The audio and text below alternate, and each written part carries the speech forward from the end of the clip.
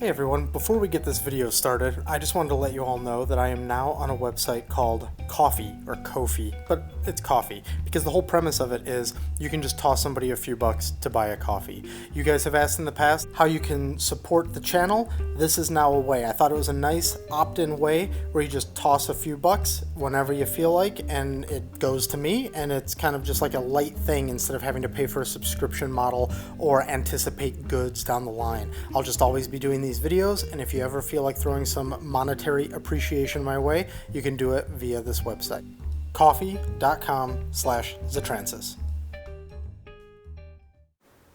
Hi, I'm Mike Henry, and this is my Procreate Quickie series that I'm calling Gray Days. A series of 5 just gray images that I did. So here they are. You can see these little sort of slices of each one of them. Originally I thought it would be good to do these as like 5 separate really small videos, but after I recorded the first one, I didn't really have a lot of significant stuff to say about them in the individual. So I thought instead, let's go ahead and put them just all together and do it in one big go. We're going to do them in this order. So the first one we're going to hit up here is called Puffy Coat. Now the spirit of all of these was to do sort of simpler, rougher, just have some fun with them type pieces, where I was also experimenting with some other brushes. Now the experimentation wasn't super deep or super sort of like deliberate. It was more just like, okay, I don't really use that, let's use that. Now at the beginning here though, we are using a brush that we're used to. This is the new fat pencil that I created at the beginning of the year, which is linked in my brush set down below. But then we quickly start getting into other brushes where we're just experimenting. Now for this piece, I don't really have them specified for you because I was just randomly picking and like, oh, that feels like a good texture, and then I would like kind of go with it. But then I do highlight specific brushes for the later pieces. What was the like intention behind this particular piece? It started, as you could see, with just the frame of a woman, and I was trying to figure out where I was going to go with it, and then I thought, maybe I'll put like a big puffy coat on her, and then I just kind of kept playing from there. Sometimes it's not about like a big grand plan, it's more about the little decisions that you're just making that are kind of like at the whim of your mood or what you feel like, or like, oh, what about this, what about that. For instance, here you can see after I paint in her hair and I use this kind of like squiggly little brush, I then paint, I in a new layer paint over it with more of like a textured thing that almost looks like it's been Xeroxed or sketched in with like the edge of your pencil or something like that. And this is just all again in the spirit of doing something that just felt right at the time, not necessarily something that had a real specific intention. I worked all in grayscale. This piece goes a little yellow for a second, but then I take off the yellow filter. But what you need to know about the grayscale for these is it's almost all done with just black, and then I lower the opacity of the black, and that's how I get my different grayscales. And then I'm overlapping them a lot. All of the opacity, all of the transparencies, I guess would be the better way to say that, are playing with each other and adding to the darkening of the overall image. That's something that I just kind of did when I was screwing around on this one, and then for the others, I just kept doing the same thing. I just kept saying more, more, more, and then if something overlapped and it just got too dark, then I would lower the opacity on one of the parameters to try and lighten up where all of the overlap was happening. And it's really fun and freeing. So it was just a cool way to kind of go about doing like a little piece. Oh, and then of course on top of everything, I used just like a solid white to really call out some of those shines, like in her eye and on the jewelry, eyes and on the jewelry. So right there, that in a second it'll flip cool again. It's actually not cool, it's just neutral. And that is Puffy Coat. Now, why did I pick some brushes over others? It really just came down to feel and texture and whether or not it felt too kind of like computery, or if it felt like natural enough, or if I was just getting the look I wanted. So it was experimental, even in the sense that I would just try it and see how it goes. Now for the next piece, this is the brush I want to highlight here. It's called Little Pine. Ignore Little Pine 1 for a second. Little Pine is in the drawing section standard with Procreate, and that's what I used to do the drawing for this. You can see here, this is what it looks like. This piece is called Just Checkin. And the idea here was first to use this rougher brush that is a little less forgiving than the fat pencil and just sketch and try to explore some different shapes. I didn't know if I was going to finish it, and so this would maybe be the time where I might say, oh, I don't actually think there's enough here for me to take this to paint, but since I was deliberately trying to keep these easy and experimental and fast, I said, screw it, let's just go ahead and keep noodling on it and finish it. And so I didn't really try to make sure I was on top of things like symmetry. I didn't try to make sure that I was the forms were completely rounded or anything. It was really just trying to mess around and see what I find. And I think that this actually has a different flavor than like a lot of what I do, but at the same time incorporates some aspects of how I normally work. As you know from my process, usually this might be what you would consider the rough, and then I would lower its opacity and work out the shapes a little bit more. But for this I decided not to, in the spirit again of keeping it fast and simple. So you can see here's the overlaying of the different blacks that are then at different opacities, and that's how we're getting the general look of this. Just smear over it with a big brush at the end, get this sort of like shadow thing happening. And it's really simplistic, but I think that it also comes off as like kind of strong. It's got a little bit of confidence to it, despite the fact that some of the lines are actually a little weak and wavery, and the overall structure of the character is kind of like on the fly. It's not really worked out all the way. I want to point out the fact that I said that I wouldn't normally take this to full paints, and that's because I really have to choose what I work on carefully. And as a viewer, you may think that like I worked on something that I shouldn't have, or you would like to see me do something else or whatever. But from my perspective, it's just about choosing my time wisely and saying this is giving me some sort of artistic gratification or this isn't. And I think that in this case, the artistic gratification was I spent the right amount of time in order to get that on it. And if I would have actually forced it into a realm where I had to paint it and render it and everything, I feel like I might have fallen out of love with it or something and just gotten frustrated with doing it. So keeping these little short burst pieces around is really good, I think, for that. By that, I mean just exploring something a little bit different anyways.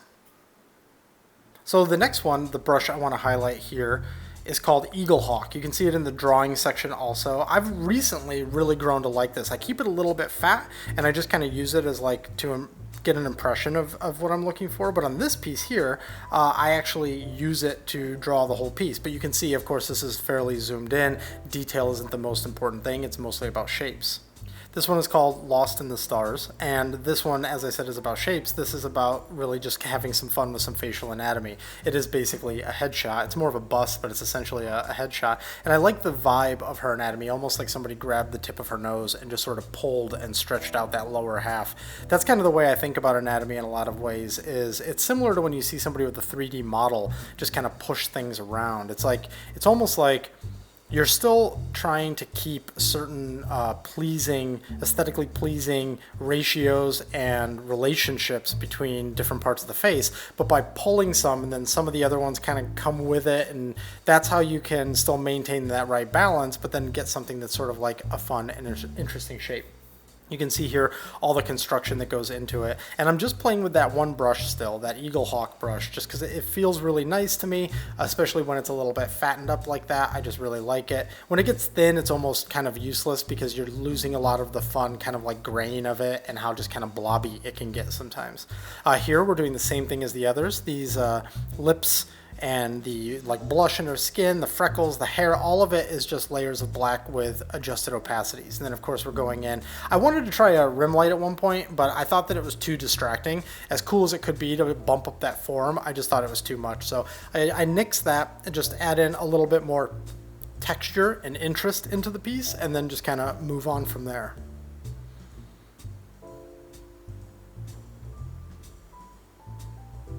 And there it is. It's all very layered, and kind of everything is intermingling with itself from a value perspective, and that's kind of a fun thing to really play with. I like the way she came out. And the next is this brush, Little Pine 1. So this is the same as Little Pine, but as you can see right there, all I did was I removed the nuance of it that gave it that like that sort of transparent textury vibe, and I made it more solid. And this is what I did with it. My son is obsessed with mimics, and I've never really drawn one. So I said, let's draw him a mimic. And then I started kind of messing around, and that's what you've got here is me messing around with the idea of a mimic. I just did this for him, but since it was another one that was kind of like gray, I actually did the lines and passed it to him, and I said, here's something for you to color, because he uses Procreate too. But then I later said, you know what, I'll throw some grays on it and make it a part of the series. So you can see now that this brush is far less forgiving. If you go back to the previous one, just Checkin, and you look at that line quality, and then you jump back over to here, there's not as much nuance here. It's just like black. It's like on or off most of the time. And that's kind of what we did in order to get this vibe. I think I've even made it more severe. So that screenshot that I had of the brushes is like, I took that screenshot before making this video. I have since made it even more severe, and I've used it on a couple of pieces to kind of like ideate, and I think that it's pretty cool. In fact, the last piece that we have here in this series, I used this brush as well. But you can see here again, we take that whole figure, we put in black, adjust its opacity, the background is a dark gray, then we're going in with more black or dark gray and just working it, and then using the white for the highlights. And again, this is not the most thought out illustration. It doesn't have the most form. I haven't figured out every aspect of it, but it was just kind of cool and loose, and it allowed me to play with some other shapes and just get something done quickly, which is sometimes the whole battle, right? Just get something done. So that right there is the final version of this mimic. Okay, our last piece is this piece right here, which I call Get Wrecked.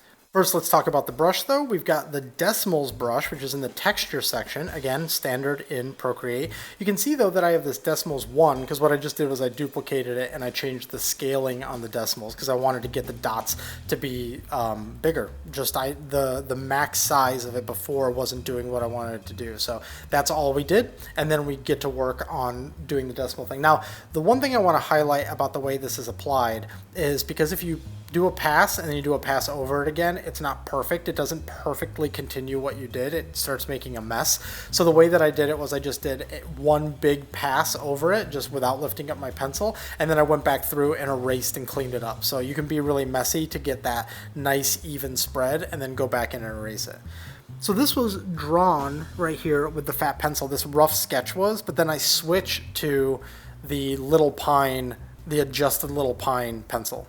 And you can see once I get to that stage that if you use the small brush pack that I put together, you know I've got that rough ink one in there. This acts like an even rougher one. Like it almost comes off like a felt tip marker on Kleenex kind of thing, right? Like it's just really black and bleedy and spiky kind of looking. And I think it's really nice because similarly to the way that I've used the turpentine brush to embrace some messiness, I think that this also helps me embrace messiness. Now you can see what I did there was a rough sketch sort of zoomed out so I could make sure some of my anatomy lined up, and then I zoomed it because I wanted this crop to be tight from the beginning. Here I am again with the fat pencil just going in and doing a cleanup because I wasn't sure really what I was going to do yet stylistically with this piece, and it's probably around right now where I thought to myself, well, I don't know if this one should go all the way to a render, but let's go ahead and make it grayscale like some of the other recent ones and call it good. But instead of it being entirely around this naturalistic charcoal-y sort of painty kind of look, let's bring in something like the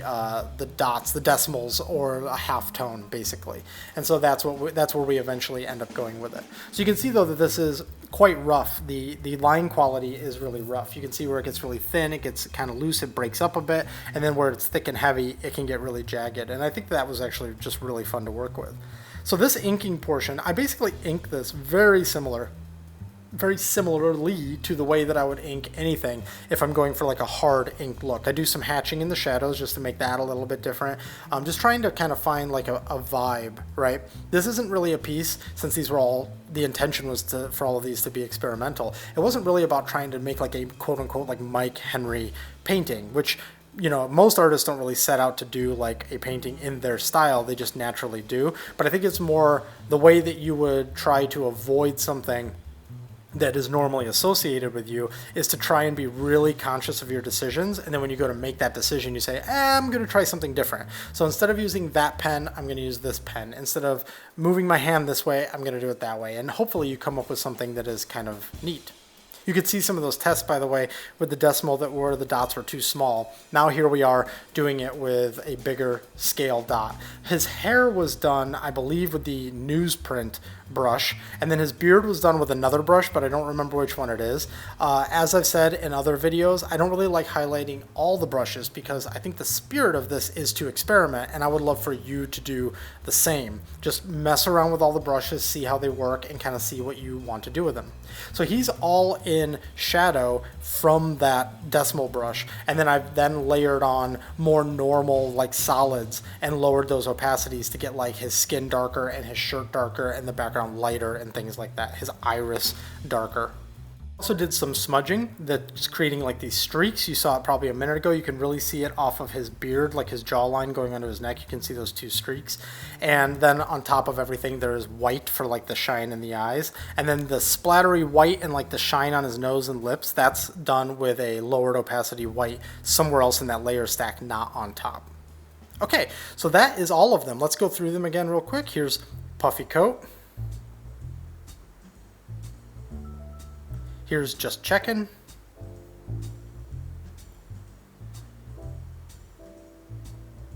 Here's Lost in the Stars.